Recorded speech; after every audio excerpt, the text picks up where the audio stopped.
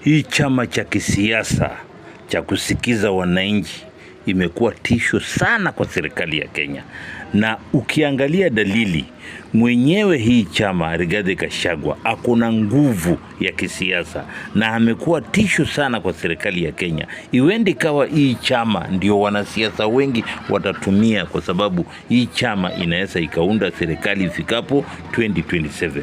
Unajua sababu ya mimi kusema hivyo, siku hizi Kenya baada ya miaka 5 chama inabadilika. Hakuna chama ya ambayo inaweza ikaongoza serikali miaka yote tu hivyo. Chama baada ya miaka 5 ladha yake inaisha, watu wanazindua chama ingine.